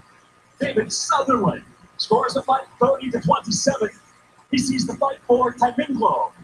The second judge, David Eason, scores the fight 29-28, scoring the fight for Warren. The third and final judge, split decision, man. Scores the fight 30-27 for the winner by split decision. Baby Joe, the Timinglo. Baby Joe takes it. Baby Joe Timinglo. Sorry for the break in my book. I had him winning all 3 rounds. I gave him the first, definitely gave him. I gave him the first, even though you could argue that Joe Warren might win the first. But I definitely felt like he won the second. His Bosley came out through and won the third. Fitch will make his debut in his backyard of San Jose on May 12th when he faces off with the brash prick, Paul Davis. I'm now joined by the newest member of the Bellator family, John Fitch. We are reunited again, my friend. Oh my God, that's what I thought he said. Motherfucking John Fitch. Absolutely, man. The man who's fucking powerful pound, one of the most boringest fighters in MMA history. With the only fighter that might be more boring than him than one Ben Askren. Which thank God that Ben Askren's retired. What do we expect to see from John At least for now. Version 2018? More of the same, man. John Fitch is a fine wine. I get better with age, and I can't wait to get into Bellator and mess some people up. You've been able to neutralize so many opponents over the years. Do you feel like you can neutralize every opponent inside this Bellator cage, especially the one you're going to face in your debut, Paul Daly? Yeah, absolutely. I think the Paul Daly matchup is a great matchup for me. I'm going to put him in the fence and beat him up. That's the plan. He has a great ability of getting under fighters' skin and opponents, to say the least. But you really don't fall into that stuff, John. You haven't over the years, have you? No, I got thick skin, man. He's not going to get through this alligator skin anytime soon. It's all those winners in Purdue. That's why he got the thick skin. John Fitch, welcome aboard. I cannot wait to see this Boilermaker do his business inside the Bellator cage. John, once again, congratulations, buddy. Thank you very much. I can't wait to get out there and YouTube to blow up. Not too soon, buddy. Thanks, Goldie. Well, let's not forget that fight between John Fitch and Paul Daly will take place at Bellator 199. People will remember tonight's game plan. Stay on the offense. Use my range, my jab, my power shots. Leandro Higo said this guy has never seen anyone that hits as hard as I do. He has never seen anyone who shoots as hard as I do. I will destroy him. Oh, really? Well, we gotta cut the bullshit from there. Let's go ahead and finish out these last few fights out. Because I only got 3 more fights to go for the main card. First of which is, I feel like more of a prospect fight. We have the undefeated Sean O'Malley tonight. Oh, and for those who kind of don't recognize Sean O'Malley, he was one of the guys that ended up winning the fight and getting the contract to fight in the UFC upon Dana White's recently show that he's made from Dana White Tuesday Night Fight Contender Series. With this guy, he's very brash, very outspoken. Kind of reminds you of someone, right? Someone who just kind of got the lightweight title stripped. At least he reminds me of that sort of guy. And so far, like I say, he's undefeated at 9-0. You know, whopping 6 of his wins coming by way of knockout.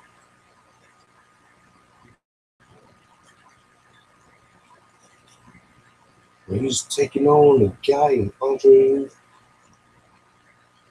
Santomartaka. What's I just call this motherfucker Andre. Andre the Asian sensation. That's how I can say it. The boy that learned his name wrong. Surprisingly though, like he was born out from the United States. Even though he has to be from Asian descent. But yeah, for this guy, Andre, he's 32 in his last 5 fights. And really in total for his whole record, he's 12-5 in his MMA career, with 8 of his 12 wins coming by way of knockout. And a couple more going by submission, so he's mostly a finisher type. Like I said, in his last 5 fights, so he's been 3-2, so at least he's over the pound as of now. With his last fight will come in a nice impressive fashion, beating Luke Saunders by TKO in the second round.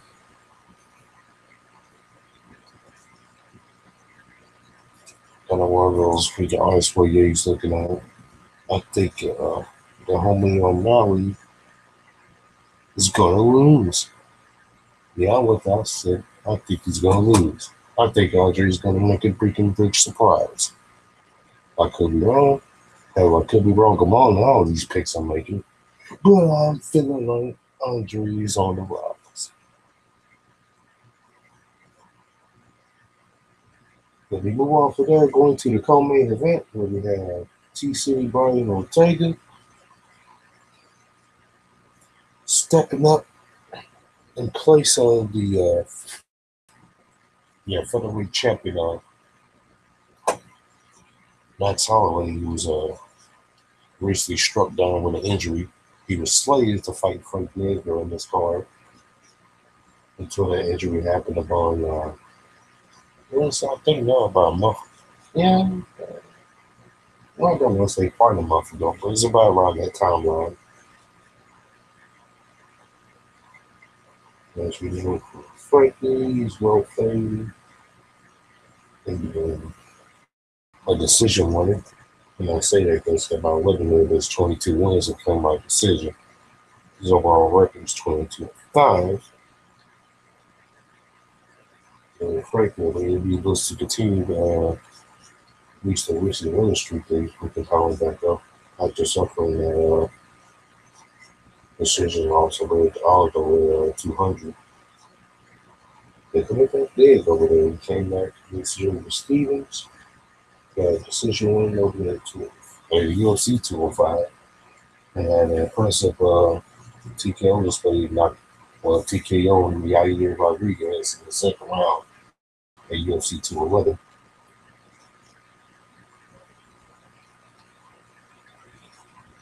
And his opponent, T-City, Brian Ortega, he is 13-0 in his MMA career.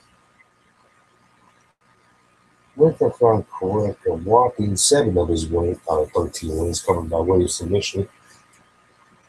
And he only has at least a long bridge on there that he has. It's only a 1-0 contest. But much of how correct over there. I mean, that's usually a win, but the fight I'm talking about where no contest that went against Mike Bellator at UFC on Fox 12, Waller versus Brown, which I think he ended up winning that one. If I'm correct, but he got popped for roids. He got popped for something over there. I don't think it's like roids is that good, but he got popped for some sort of substance that was illegal.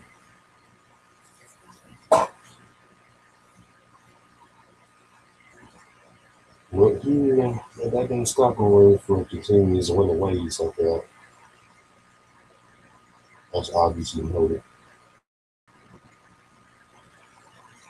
You gotta say this is a big step over here for T-City though. Whether it's a seasoned veteran over here, Frank Hager, who's like really hungry to get another title shot. And let's not forget he was just like damn much inches. I mean, originally he's supposed to be a title fight, like I said, until Max Holloway got hurt. But I wonder would that still be the same now going on if Frankie Hager wins. Because as we kind of duly noted and duly heard, there has been some sort of a sidetrack plans because it was formed at the helm that Conor McGregor wanted to come in and fill in originally for Max Holloway to go against Frankie Hager. But I think that hasn't been duly noted back then, and he declined that. And I think from then on, that he told Conor that they would get enough time to really promote the fight and try to put a promotion or money behind the fight. So there's that intrigue going into it.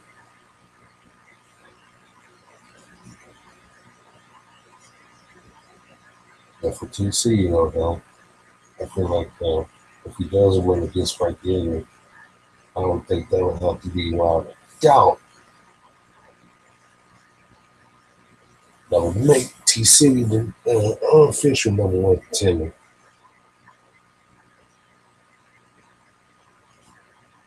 Why did I say unofficial? I mean, he's really gonna be the official #1 contender. At least in my mind, if he beats Frankie Hager.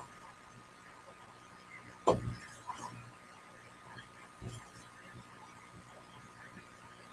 guess I'll stop stalling and actually go ahead and pick a fighter there.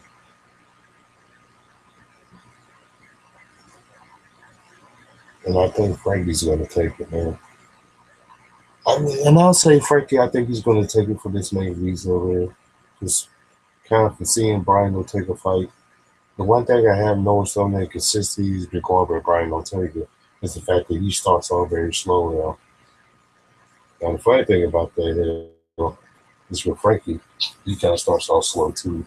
Or at least he used to, But I kind of think he's fixed that now. As compared to Ortega, it doesn't seem like he's really fixed that problem yet. And then really starting off a little faster. That would be kind of my one deduction as to why I think Frankie Hager will win that fight. That being said, we're down to one last fight. The main event is Chris Cyborg defends her featherweight title against Yana Kutsakaya. I think as you all know, with Cyborg, she's 19-1. Won the contest. Even though honestly looking at it, she's like 18-0. Because you can't really count from the first fight that she had. Which is like the only fight that she's lost. But man, that was like ways back in like 2005. Since then, she's been undefeated going on about 13 years. And for the opponent of Yana Kutsakaya, which if I'm correct, the former invented featherweight champion, not bantamweight, but featherweight champion, she is 10-3 in the mixed martial arts record, with 7 wins coming by knockout. So, at least with this chick over here, she was like something of a knockout or so. Maybe she can give Cyborg a little bit of surprise and trouble on the feet. Maybe. We'll hardly see tomorrow. But yeah. She also has a 1-0 contest.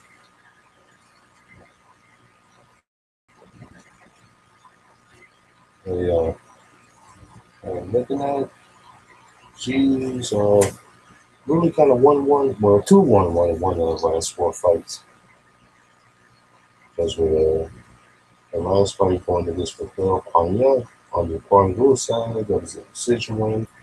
But before that, she suffered a submission loss to Tanya Abinger, which, if I'm correct, that was the same chick that Cyborg bashed the hell out of to get win for the title. I'm making one now. That was Cyborg's first title defense by that. Was against Tanya Abinger. And kind of like I mentioned with the no contest, it came again against Tanya Abinger. That was the first time they fought. And the other fight of win against Yana Wu, knockout, well, sort of a knockout win, TKO. And I think this one is a self-explanatory. They all know Cyborg is probably going to go out there and bash the hell out of it. But like I said, at least with Yana over here getting some of the knockout wins, maybe things can maybe get a little bit inside. Maybe.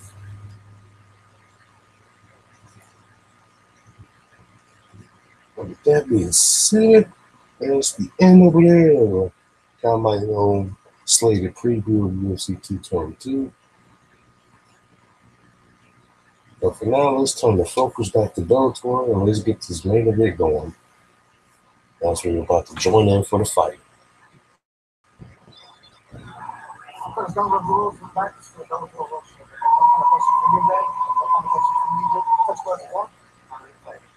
Jason Herzog, our referee, for a main event of the evening. Darrion Caldwell, Leandro Higo. Bantamweight bout on the line. Here we go. Tonight's fight. Here we go indeed, motherfucker. 96 calories. Red gloves for the southpaw champion Caldwell. Blue gloves for the challenger Leandro Higo. Good kick early. Good kick early, and I like the already by Caldwell so many times. It's very hard to criticize. Very hard. You got a real search to find. I think people Try it there with that one on Caldwell. Not quite understood the case. A.K.A. the Wolf. I think it took him a little bit. Man, no, I don't bullshit you got. That is that dude's nickname.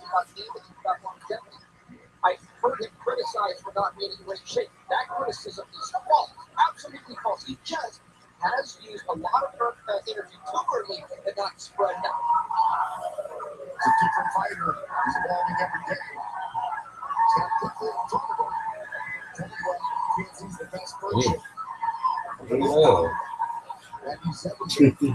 You said a little bit of saying he's got the crowd woken up. Since going to be champion in 2012. 2018 he is. And he's defending right now. Yeah, nice leg kick there, Hidalgo. Once Lane gets figured out, Caldwell's going to double cross, change elevation, and then attack him to the ground. That is a weapon that I do not believe Higo is bringing to the fight tonight. Both Patrici and Patricio in this corner, along with Aaron Alberstein, his wrestling coach. Higo spent a lot of time preparing for this fight, a lot of time overall with the Olympic medalist Henry Cejudo. That's a good guy to work on wrestling. Well, I don't think you can get a better training partner for this weight class trying to take down a better wrestler. But look, Higo's marching orders are pretty simple. That goes a good takedown for Caldwell. And that's elbow, too. I like this from a doggo, getting myself right back up.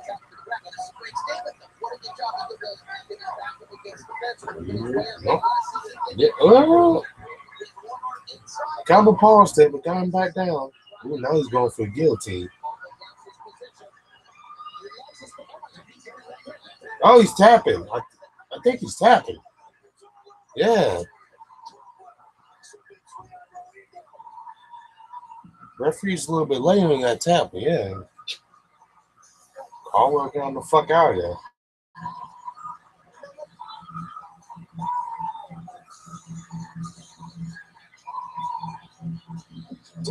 That's fucking lightning quick. Premium spikes from the Volt 93 proof drop. That takes you to the core of the official rock from Bellator MMA. Higo did a great job. He stood back up to his feet here, but Caldwell had the position needing the underhook. So they're going to go back down to the mat. We know that when Caldwell comes over the top for any submission, the absolute key, it's not pressure, guys. It's getting your hands locked. When Caldwell got these long arms around him, he was locked. It was too tight. He was under the chin.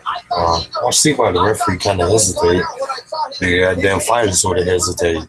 He's like, no, I don't want to do it. No, fuck it, I tap. Fifth submission win for Darrion Caldwell inside the Bellator cage that ties him for second. Most importantly, he has defended his bantamweight belt. First half and second most submissions in Bellator history of 5. What did I say? That was kind of lightning quick. We didn't even get too much settling in that. Shit.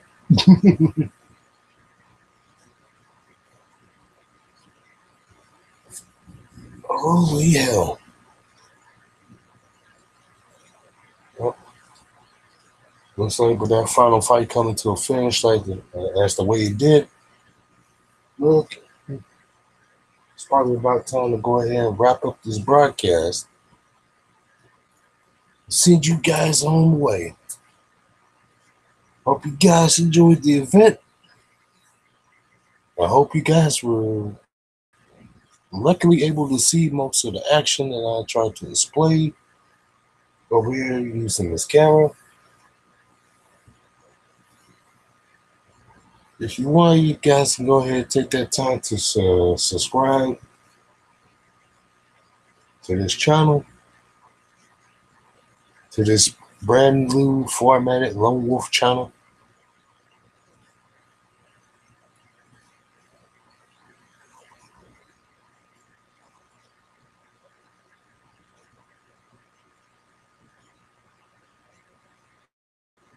I don't want to really send you guys away just yet. We just kind of looking at for instance. I kind of think in fair share we should let Darrion Caldwell speak his piece and see what he has to say. If there's anything to be said for him, it's kind of one reason why I want to really chime in and just chill back.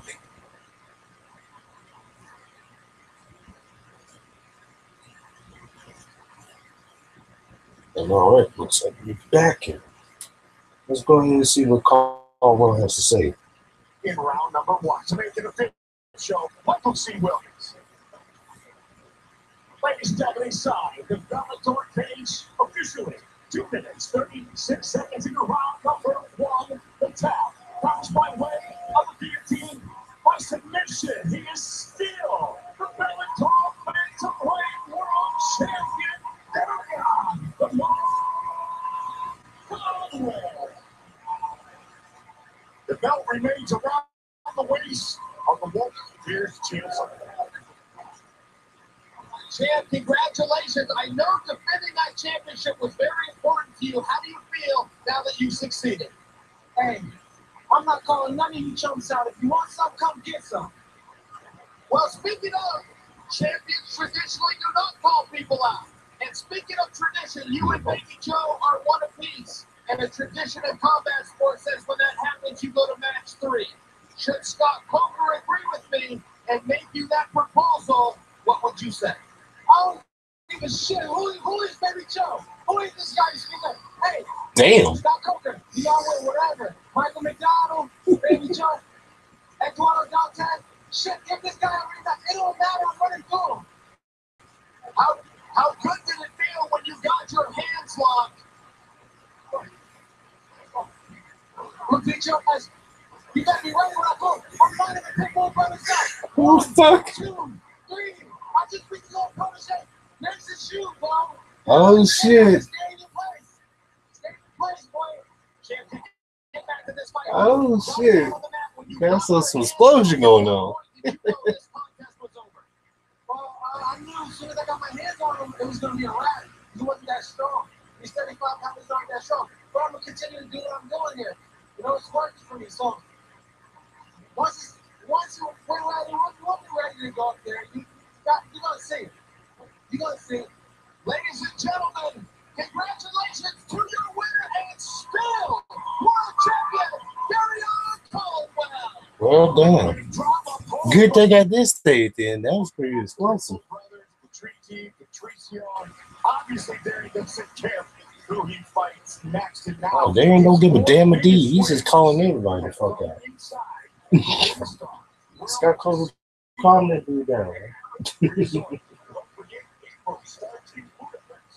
Oh boy. Shizzle.